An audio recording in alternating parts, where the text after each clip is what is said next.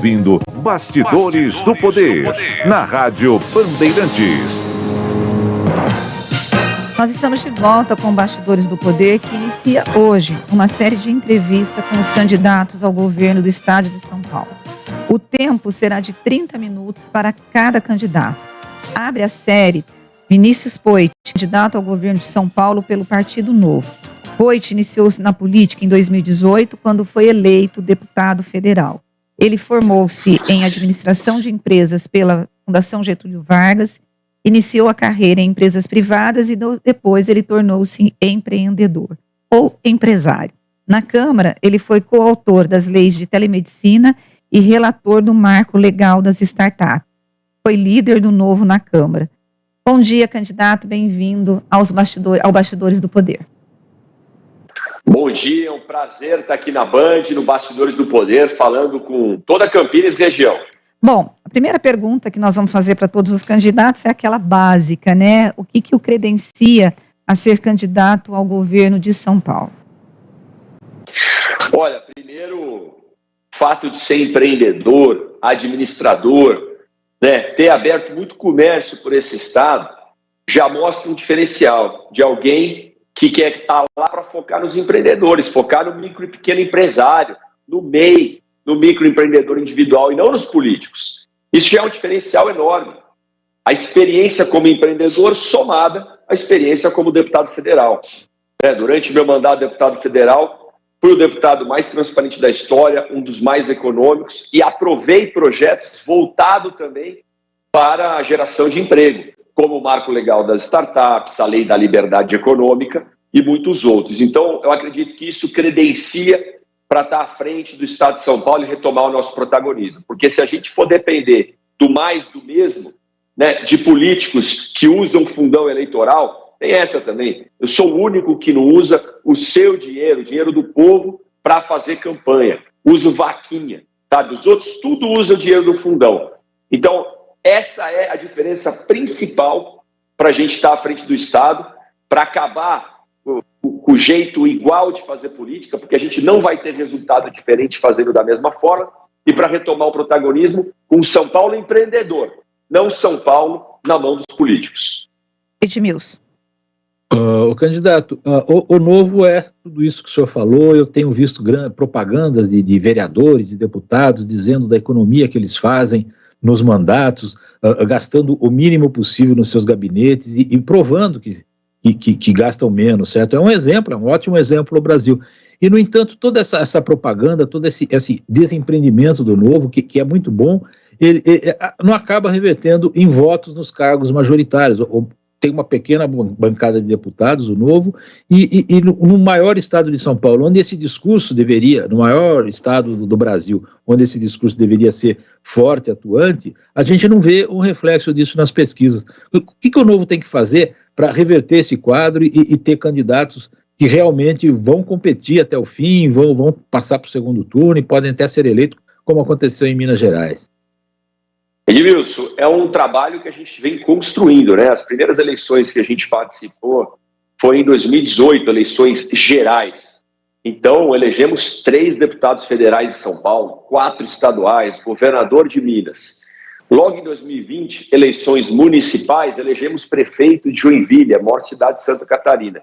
E nesse ano, a gente está nessa situação que o senhor acabou de comentar, com um candidato ao governo que sou eu, né, nossa vice-governadora Doris Alves, competitivos, uma vez que estamos em 4º colocado na pesquisa, já com 2%, 3% dependendo da pesquisa, e hoje, inclusive, sai uma pesquisa nova, que se refletiu o resultado do primeiro debate na Band, né, ela foi coletada semana passada, provavelmente a gente melhora um pouco. Então, a exemplo do Zema em 2018, a gente tem uma candidatura competitiva esse ano em São Paulo, que tem o mesmo percentual que o Zema tinha no início e que ao longo dos debates, agradecendo muito a Band, parabenizando por ser sempre a pioneira, e das entrevistas como essa que vocês estão abrindo a oportunidade hoje, a gente vai crescer para chegar no segundo turno e ganhar a eleição. As pessoas não conhecem a nossa candidatura.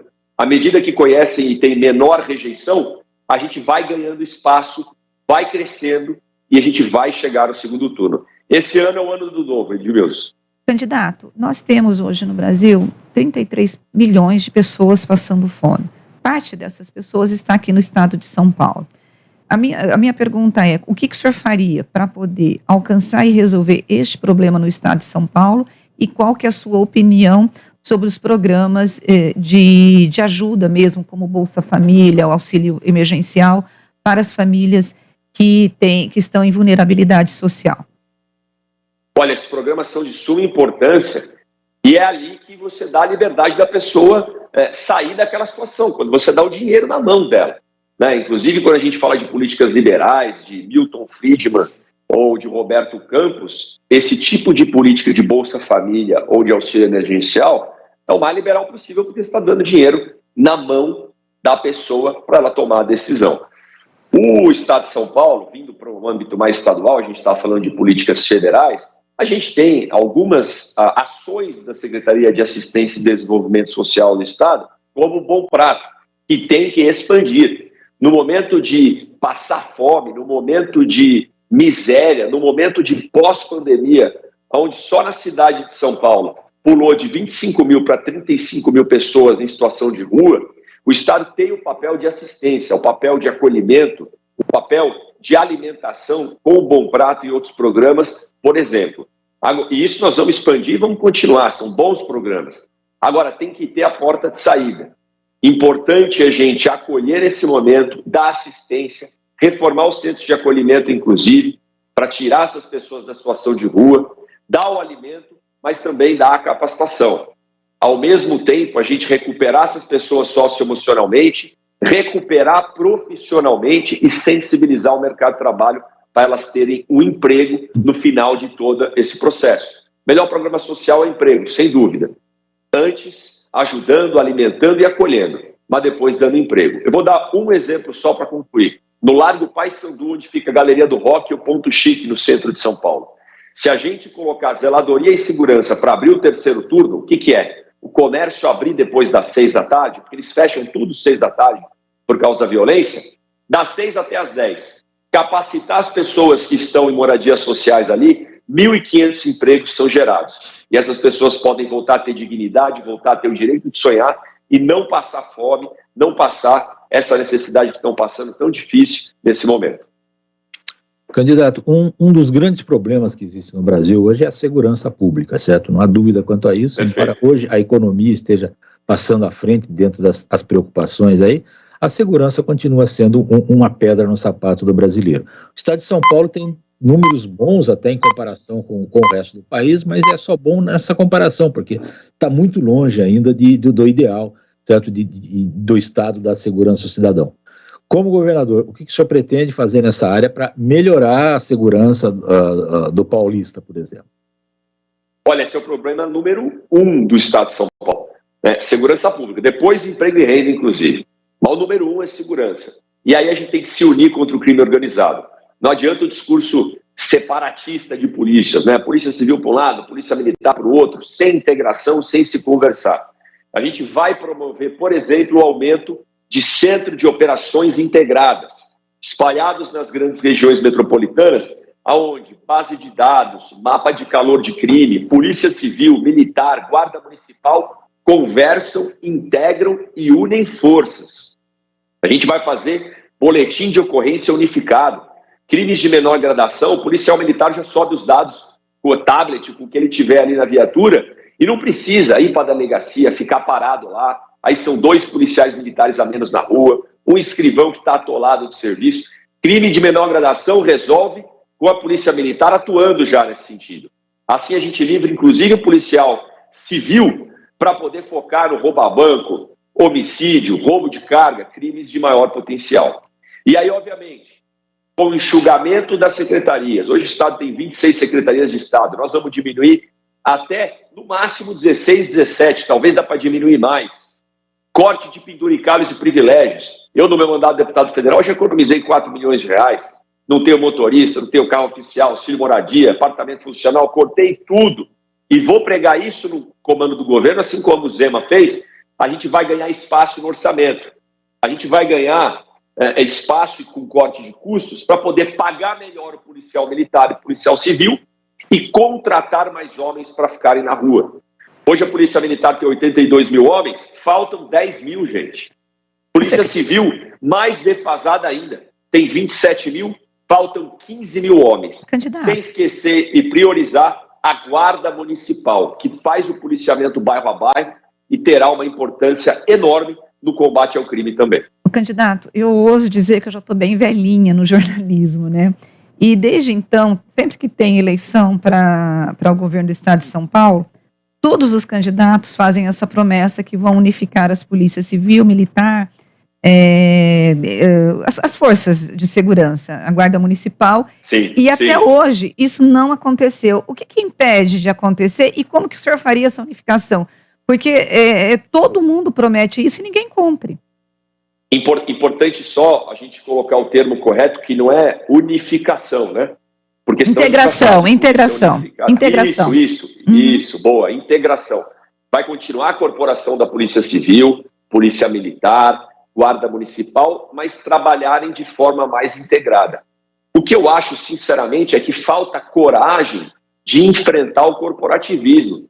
O governador, que sempre esteve aí, bom, o partido que está aí no comando do Estado de São Paulo, quase 30 anos, os meus outros concorrentes pré-candidatos, tudo político que fica fazendo conchavo para poder chegar lá. Eles não vão enfrentar desgaste, porque, obviamente, alguém da Polícia Civil não vai querer compartilhar os dados com a militar, porque ele não quer perder espaço de poder. Militar, a mesma coisa. E aí o governador enfrenta a corporação. Gente, o foco é no cidadão. Se tiver que integrar, vai integrar. E se partir uma ordem do governador, tem que ser feito, ponto final. Então, falta coragem para enfrentar o desgaste. Nem todas as decisões vão agradar todo mundo. É aquele negócio. O segredo do sucesso eu não sei, mas do fracasso é querer agradar a todos. Acho que é isso, ou praticamente certeza que é isso que influencia a não integração maior das forças. Olha, coisa que no nosso mandato nunca faltou foi coragem. E não vai faltar no governo do Estado de São Paulo. Nosso ouvinte, o Digão Selim, ele está perguntando se o senhor foi beneficiado com a verba do pacote de bondades, ou melhor, se o senhor ou o partido, e aí partido, entenda-se outros parlamentares, foram beneficiados com emendas parlamentares dentro deste pacote. De maneira nenhuma, né? Aliás, somos, além dos únicos que não utilizamos fundão eleitoral, que é o dinheiro do povo para fazer campanha, os únicos que não fica pegando emenda a troco de voto, né? Que é aquela velha política do presidencialismo de coalizão. O governo federal dá emenda para o deputado para votar a favor de algum projeto. Inclusive, fomos os únicos que lutamos contra a PEC Kamikaze, né? A tal da PEC das bondades. Aliás, eu sou totalmente... Meu avô foi caminhoneiro, dirigia um 1113 Toco, sabe? Sou a favor dos caminhoneiros, tenho amigos Uberes, sou a favor de vários profissionais que serão melhores remunerados com essa PEC. Só que a forma está errada. Está estourando a responsabilidade fiscal do Brasil, vai gerar inflação e por isso que a gente foi contra. Então, nem na PEC das bondades, nem em outra PEC a gente levou nenhuma emenda. Quanto mais orçamento secreto ou outra coisa. Aliás, agradeço a pergunta e reforço um prêmio que eu recebi como deputado federal, o mais transparente da história. Justamente porque todas as minhas emendas parlamentares eu coloquei na internet, eu dei transparência e coloquei à disposição da população. Aqui não tem nada de secreto. 100% transparência. Bom, pode ir, Edmilson. Oi? Rose? Não, pode falar. Dados daí recentes mostram que quanto maior a cidade, maior é a poluição ambiental dessas cidades. Embora a gente tenha melhorado nesse quesito no estado de São Paulo, há muitos córregos e pequenos rios e até grandes rios poluídos. Aqui mesmo em Campinas, a nossa empresa de saneamento básico, ela gasta um dinheirão para despoluir a água que ela oferece para a população, certo? Como é que o Novo vê isso? O que o senhor pretende fazer para transformar esses rios em rios saudáveis e melhorar também a poluição do ar, que principalmente em São Paulo tem afetado muita gente ainda? Olha, posso dizer, né, em São Paulo, que é um dos estados mais evoluídos nesse sentido, né? Secretaria do Meio Ambiente criada pelo então governador Franco Montoro lá atrás, ainda tem lixão, gente. Eu sei que nós vamos tratar da poluição do meio ambiente e de poluição de rios, mas a gente tem um monte de lixão no estado de São Paulo, que é o primeiro foco de combate nosso. Então, um dos programas é o lixão zero, mas zero de fato. Se a gente olhar o tal do IQR, Índice de Qualidade dos Resíduos, tudo que é abaixo de 7 é ruim. Embu, pertinho da capital, Itapeva, tem índices péssimos, abaixo de 4, de 3, lixão, poluição. Nós vamos resolver isso de uma vez por todas, colocando centrais de reciclagem, transformando o lixo com a combustão, com a queima, em energia elétrica, e por aí vai. Os rios, gente, não adianta. O programa do novo Rio Pinheiros é super positivo, mas não adianta só despoluir o Rio Pinheiros. Por que a gente não vai fazer uma atuação? Nós vamos fazer no nosso governo, mas por que esse governo não atuou na Nova Guarapiranga? Represa Guarapiranga é responsável por abastecer mais de 4 milhões de pessoas só na cidade de São Paulo de água encanada. A gente precisa atuar ali, não só na despoluição, mas também na contenção das invasões, que despejam o esgoto tudo irregular na Guarapiranga. Vai precisar de coragem para conter as invasões, para ter uma política de habitação mais condizente com a necessidade do povo e para olhar para a Sabesp. A Sabesp está cumprindo o papel dela, que é levar esgoto para todo mundo, que é coletar esgoto, na verdade, levar água tratada. A Sabesp está devolvendo os recursos que ela lucra, né? A Sabesp tem mais de 2 bilhões de lucro, mais de 50% disso é do estado de São Paulo. Devolve investimentos para a população, porque se não estiver fazendo isso, nós vamos privatizar. Ter uma empresa como a Sabesp para não despoluir os rios, gerar caixa, gerar lucro, para manter o PSDB no poder e ficar fazendo obra eleitoreira, negativo. Não vai acontecer mais no estado de São Paulo.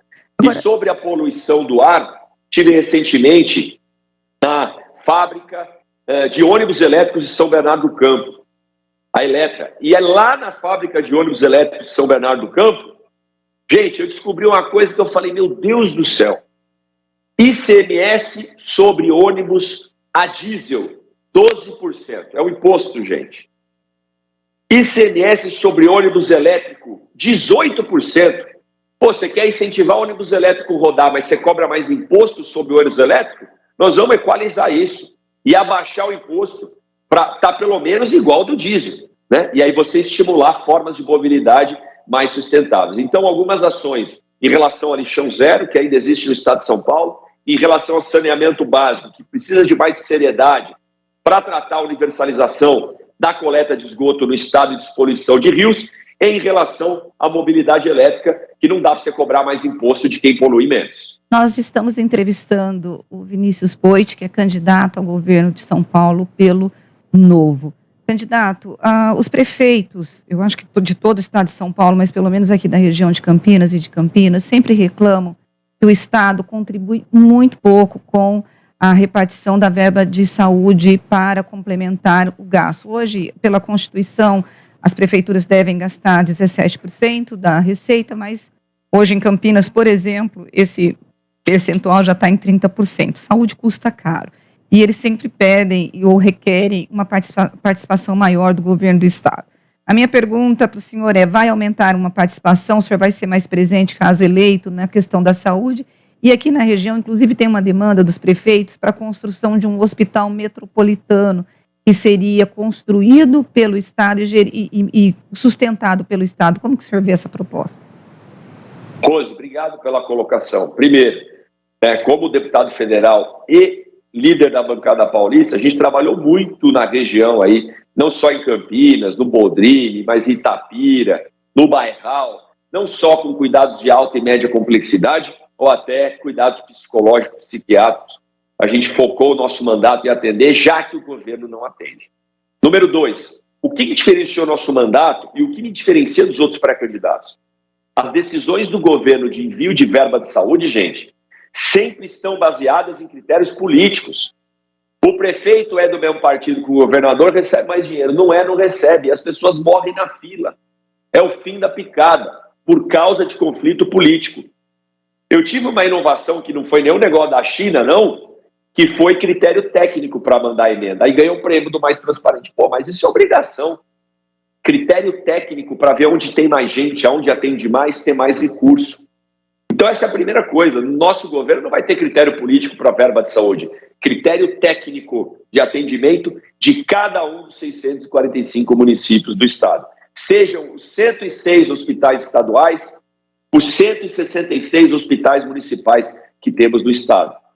Isso não pode ser diferente. Chega de politicagem com a saúde, gente. Pelo amor de Deus. A gente precisa olhar para as pessoas que precisam do atendimento. Número 2, a gente tem muito recurso concentrado em Brasília e no estado. É o tal do Pacto Federativo. O recurso tem que estar mais no município. Se for para ter um hospital metropolitano, que o recurso esteja lá para poder custear esse hospital. Se for para ter um hospital estadual, que o estado tome conta. Porque não adianta, igual as vicinais pelo interior, o estado vai lá, monta, depois dá na mão do prefeito recapear. Não tem dinheiro. Não adianta montar um hospital no município e não dar o dinheiro para o prefeito tocar. Nós vamos fazer cada vez mais o dinheiro chegar na ponta. Tira de Brasília, tira do governador e deixa no município. Quem sabe a necessidade de saúde daquele município é o próprio município, é o próprio prefeito que está ali perto. Então, quanto mais a gente puder municipalizar e levar o dinheiro para a ponta, a gente vai fazer. Bom, temos aqui o nosso ouvinte, o Edivalmir, que ele está dizendo que a criação do MEI foi muito importante, porém tem problemas crônicos. Por exemplo, ele diz que muita gente, o candidato, acaba abrindo uma MEI para poder pagar plano de saúde empresarial, porque aí ficaria mais barato do que se fosse pessoa física para a família. Então, ele paga para o pai, para a mãe, para a esposa, para o papagaio, para o gato. Só que essa pessoa não sabe que, ao abrir uma MEI, ele tem que ter faturamento para poder ter gasto, né? E um outro problema é que, muitas vezes, a pessoa abre a MEI para poder complementar o tempo de contribuição e não sabe que, sem o complemento, ele vai perder esse direito. E ele pergunta como resolver esse problema, e eu já vou emendar a pergunta dele, dizendo o que o senhor vai fazer para poder estimular o emprego em São Paulo e se o senhor vai investir nessa questão de cursos profissionalizantes para poder instrumentalizar o cidadão de São Paulo a ter, de fato, um currículo que empregue. Boa, Rose. Ótima colocação e ótima pergunta. O Estado tem que... Se não tiver um empreendedor, gente, se não tiver um comerciante tocando o Estado, nós vamos ficar na mão de político que nunca abriu uma loja, nunca abriu um CNPJ.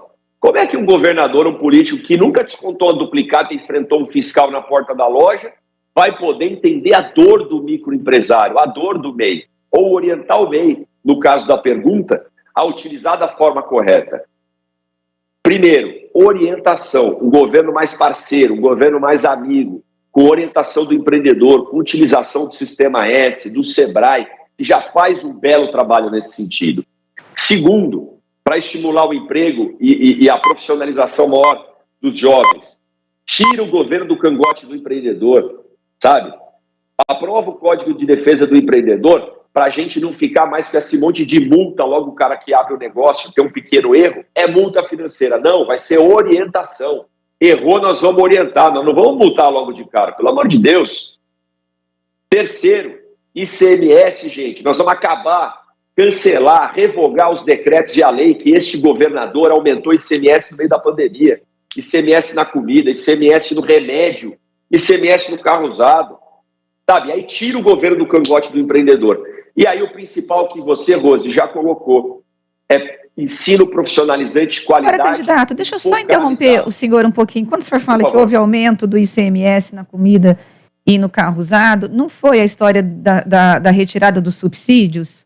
Que acaba sendo um problema. E eu já pergunto para o senhor como que o senhor vê os subsídios no Brasil. Foi a história de retirada de subsídios que já tinham, mas o que resulta? O aumento do ICMS. Então o governo retirou alguns subsídios no meio da pandemia, o que mostra uma falta de sensibilidade enorme com a realidade de quem estava perdendo emprego, e aumentou o imposto. Ponto. Aumentou o custo para a população. Isso, eu acho que é até falta de caráter, na minha opinião. Eu vejo o subsídio, Rose, como algo que tem que ter começo, meio e fim. Qual o impacto que aquele subsídio gera? Até porque está todo mundo dizendo, candidato, que subsídio só acaba beneficiando quem recebe o subsídio e isso não chega na ponta, né? Não, dependendo de onde aponta. Se o subsídio está chegando em algum setor, né, o setor vai ser incentivado, vai gerar mais emprego e vai ter produto na ponta. Eu entendo a ponta como consumidor, né? que às vezes fica mais caro é para o consumidor, para quem paga o pato. Todos os subsídios têm que ser bem analisados, mas retirá-los no meio de uma pandemia é para acabar de matar o emprego e o empreendedor em São Paulo. E nós vamos acabar com esse negócio de aumentar. No nosso governo não vai ter aumento de imposto nenhum. Aliás, vai ser o governo que vai mais abaixar imposto proporcionalmente na história do Estado de São Paulo. Agora, para não deixar de falar do ensino profissionalizante, focalizado, Rose, é olhar a vocação de cada região do Estado. E, novamente, o governador tem que conversar com o setor produtivo. Tem que saber que em Franca é calçados, que em Piracicaba é o agronegócio, que em Ribeirão Preto equipamentos médicos, que em Bauru é o avocado, que em Campinas é muito forte pela saúde, pela tecnologia também, São Carlos, a gente fazer política focalizada e aí reconhecer os tais dos arranjos produtivos locais. O que é isso? Aquela região tem um monte de indústria do mesmo setor. Nós vamos treinar os jovens com capacitação profissional para aquele setor. Porque não adianta, sei lá, em Franca, treinar, por exemplo, culinária, se não está contratando culinária, está contratando montador de sapato. O governo tem que saber o que seu estado produz e dar ensino profissionalizante para o que estão contratando. Para isso tem que conversar com as empresas. Cada uma das mais de 5 mil escolas do governo do Estado de São Paulo, no nosso governo, vai ter um mural. Nesse mural vai ter as vagas de emprego. Molecada do ensino médio que quer trabalhar vai ter opção de fazer uma trilha técnica e ter um emprego no final. Seja uma trilha técnica com ETEC, FATEC, seja inclusive com parceria público-privada. O próprio contratante, no final, pode pagar o curso antes. Tá certo. A exemplo do que em Minas Gerais o Zema fez com Trilhas de Futuro. Candidato, nós temos 4 minutinhos. Eu tenho 2 perguntas aqui de ouvintes. Por favor, o Digão Celim, ele está perguntando como que se o senhor votou contra o piso salarial da enfermagem e qual foi a sua posição em relação à abertura do impeachment do Bolsonaro. Aí o senhor responde bem rapidinho para o senhor ter os minutinhos finais para o senhor falar com o eleitor. Bem rapidinho. Fui a favor da abertura do processo, que é o processo de investigação. Isso não significa que o presidente seria empichado ou não, mas é investigação e elucidação dos fatos. Eu sou da velha máxima, quem não deve não teme, tem que enfrentar e tem que explicar as dúvidas que a população tem. Sobre o piso da enfermagem, fui contra. O que está acontecendo agora é reflexo de um piso que não tem dinheiro. Os hospitais de Santa Casa estão começando a demitir enfermeiros, está começando a haver precarização do trabalho, trocar enfermeiros por técnicos e assim vai. Não adianta a gente prometer algo que não dá para entregar. Eu sou parente e tenho amigos profissionais da enfermagem e da saúde.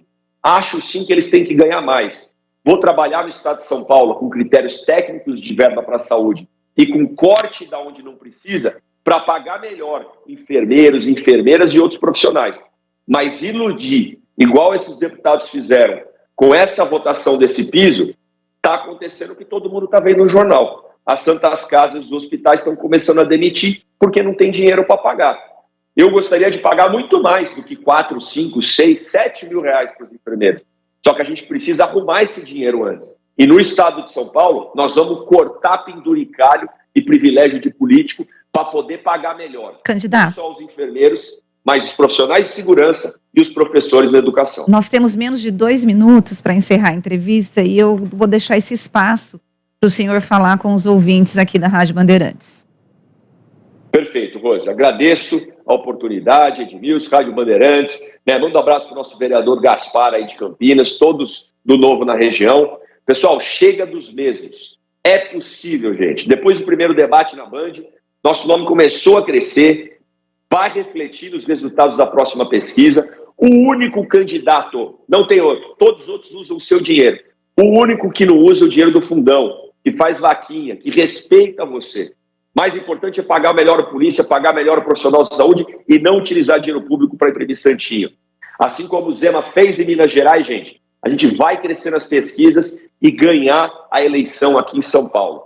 Me sigam lá nas redes sociais, é no @ViniciusPoit. A gente pode conversar mais. Eu lancei 30 ideias para o Estado de São Paulo. Me manda uma mensagem que eu te mando o PDF com essas ideias para a gente construir juntos a solução.